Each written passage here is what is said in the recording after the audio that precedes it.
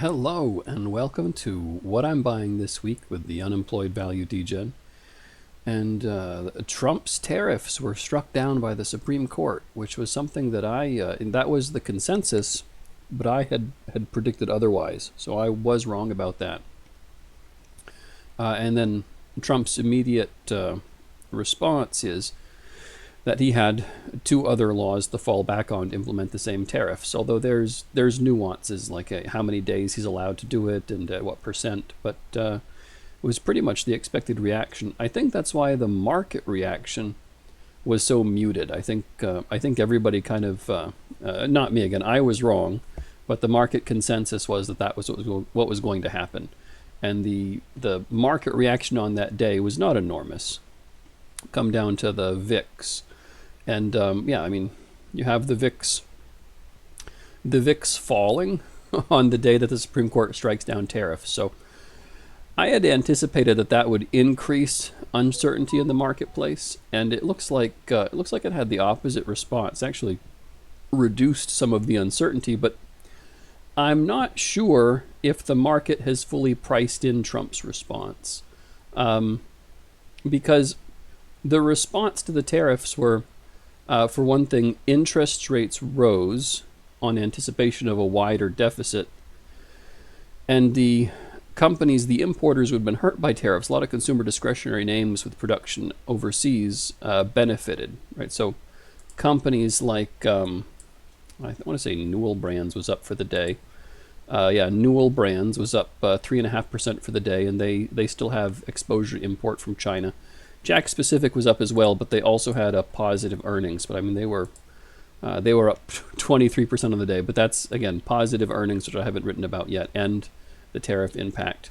But if we just look at we'd go back to the 10-year Treasury, and interest rates did rise on the day in anticipation again of wider deficits. And wider deficits meaning, higher interest rates, less confidence in the currency. And I think a lot of that will end up proving to be wrong, because, again, Trump is reimposing the tariffs using a different law. So I think the Supreme Court's impact won't have a huge effect on tariffs, and the same with the imports.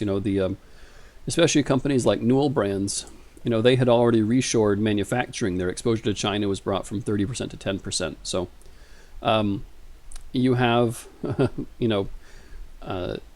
the yield spreads, right? Junk bond spreads falling just a bit. I think this is calculated on a rolling average, so it still shows fear because the trend line recently was higher. But just talking about Friday's price action, less chance of bankruptcies. This has safe haven demand. Interest rates rose. Again, I'm not sure difference in 20-day stock and bond returns. So there's going to be different ways of measuring, if people are fleeing to safety in bonds. There are some problems with the Fear Greed Index. Market volatility came down just a smidge. People are still buying a lot of puts. So the put call ratio is above the November peak. And I keep pointing to this because as long as this stays elevated, it's hard for the market to go down when everybody owns insurance. So I think this last week was pretty boring and pretty stable in the market. And this next week could continue to be that way, although Friday was the monthly options expiration day. So these puts that people are buying, if they were only for the week, they've now expired. Just curious if people are buying puts for the month, for the quarter, for the week, for the day. So depending on how much insurance people have, kind of tells you how the market will respond, how panicky people will be. Breadth continues to improve, and that's fantastic. Well, again, we've seen this Mag 7 Armageddon as all the big cap tech companies are suffering. Although I think we're coming up on NVIDIA earnings next week, and NVIDIA earnings always has a way of reversing sentiment.